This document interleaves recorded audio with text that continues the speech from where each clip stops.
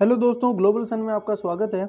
देखिए, अपन देखते हैं इसमें दो त्रिभुज समरूप होते हैं यदि दो त्रिभुज क्या होते हैं, समरूप होते हैं यदि उनके संगत कोण बराबर हो। यानी कि देखिए, संगत कोण बराबर हो, ये वाला कोण 70 का है तो ये वाला कोण भी 70 का होना चाहिए। ठीक है, उनके संगत कोण क्या बराबर बराबर हो। जिस प्रकार इधर ये 70 का है, इधर ये भी 70 का होना चाहिए।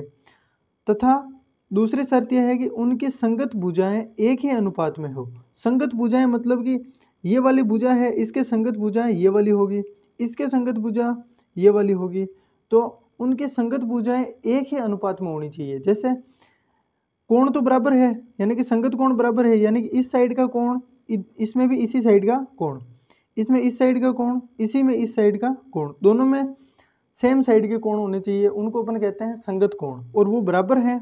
दूसरी शर्त यह है कि उनकी संगत भुजाएं एक ही अनुपात में हो।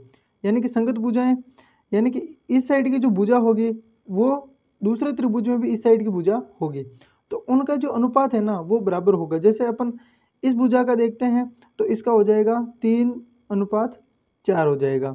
इसमें इसकी लंबाई भी 3 है और इसमें इसकी लंबाई भी कितनी है, 4 है, तो कितनी है 3:4 या 3/4। तो उनकी संगत भुजाएं एक ही अनुपात में हो, ये दो एक ही अनुपात में है। ठीक है, 3:4 3:4 या 3/4 3/4। तो ये दो त्रिभुज आपस में क्या होंगे, समरूप होंगे। ठीक है, अब अपन देखते हैं, देखो दो समान कोणिक त्रिभुज उनके संगत भुजाओं का अनुपात सदैव समान रहता है। दो समान कोणिक त्रिभुज, देखिए एक तो ये वाला त्रिभुज हो गया, ठीक है, ए डी ई, ठीक है, एक तो ये त्रिभुज हो गया, दूसरा त्रिभुज हो गया ए बी सी। ये दो त्रिभुज है एक ही के अंदर। तो क्या कह रहा है कि दो समान कोणिक त्रिभुज, समान कोणिक मतलब ये वाला जो कोण बनेगा ना उसका सेम कोण ये होगा। ठीक है, तो दो समान कोणिक त्रिभुज हो गया। इस प्रकार ये जितने डिग्री का होगा उतने ही डिग्री का ये वाला कोण होगा। तो दो समान कोणिक त्रिभुज उनकी संगत भुजा एक ही अनुपात में रहती है। इनका जो अनुपात होगा ना, ये वाला अनुपात क्या होगा, समान होगा। जैसे ए डी बटेवा ए से डी बटेवा डी बी क्या हो जाएगा, डी बी, और बराबर में हो जाएगा ए ई बटेवा ई सी क्या हो जाएगा, ई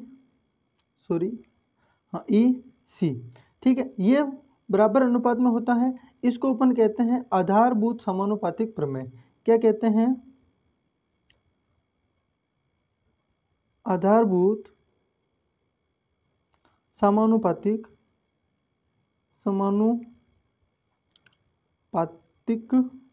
प्रमेय। इसमें क्या है कि आपको ऐसे भी दे सकता है कि यदि किसी त्रिभुज में दो भुजाएं समांतर हो, जैसे समांतर का मतलब डी ई समांतर है अपने बी सी के, तो अपने सिद्ध कीजिए कि ये दोनों त्रिभुज आपस में क्या होंगे, समरूप होंगे। तो इसको अपन आधारभूत समानुपातिक प्रमेय से सिद्ध कर सकते हैं।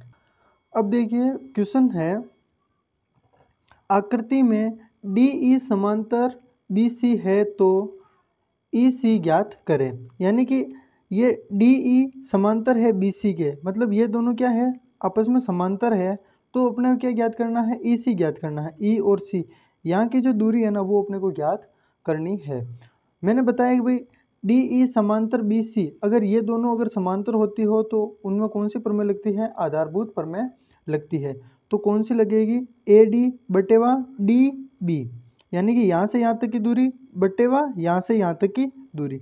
तो लिख दीजिए ए डी बटेवा डी ई बराबर होती है ए ई बटेवा ई सी के, है ना। तो ए ई बटेवा ई सी मतलब यहाँ से यहाँ तक की दूरी का अनुपात और यहाँ से यहाँ तक की दूरी का अनुपात क्या होता है, बराबर होता है, जब ये दोनों रेखा आपस में क्या हो, समांतर हो। ठीक है, तो देखो अब अपने क्या करते हैं, इनका मान रख देते हैं। ए से डी की दूरी कितनी है, 1.5 सेंटीमीटर। ये सारे मान सेंटीमीटर में ही है ना, तो 1.5। और डी बी, सॉरी यहाँ पर बी होगा, डी बी कितना है, 3 दे रखा है तो आपको लिखना है 3, और बराबर में ई कितना है 1/ई अपने को ज्ञात करना है, तो आप ऐसे ही लिख दीजिए ई है ना। अब देखिए, अब यहाँ पर क्या होगा, वज्र गुणा होगा। जब दोनों स्थितियाँ बराबर हो तब वहाँ पर कौन सा गुणा होता है, वज्र गुणा होता है। वज्र गुणा मतलब कि क्रॉस मल्टीप्लाई होगा, यानी इस सी को अपन 1.5 से गुणा करना है, तो कितना हो जाएगा 1.5 इस सी बराबर 3 को अपन 1 से गुणा करेंगे, 3 एकम 3 हो जाएगा। फिर देखिए ई सी बराबर ये 1.5 गुणा में है इधर, इसको अपन इधर भेजते हैं तो किस में चला जाएगा, भाग में चला जाएगा, तो 3/1.5। अब देखिए इस पॉइंट को हटाऊंगा तो ऊपर 0 लग जाएगा, यानी कि पॉइंट के बाद जितनी संख्या होती है ना उतना ही ऊपर या नीचे 0 लग जाते हैं। ठीक है, यहाँ पॉइंट के बाद एक संख्या है तो पॉइंट के बाद यहाँ पर 1 0 लग जाएगा। अब देखिए यहाँ 15 है, यहाँ 30 है, 15 का भाग 30 में देंगे कितनी बार जाएगा, 15 दूनी 30, तो इसी का मान कितना आ जाएगा आपके 2 सेंटीमीटर आ जाएगा। इस प्रकार के अगर क्वेश्चन हो तो अपने को आधारभूत प्रमेय से ही याद करने हैं। Thank you.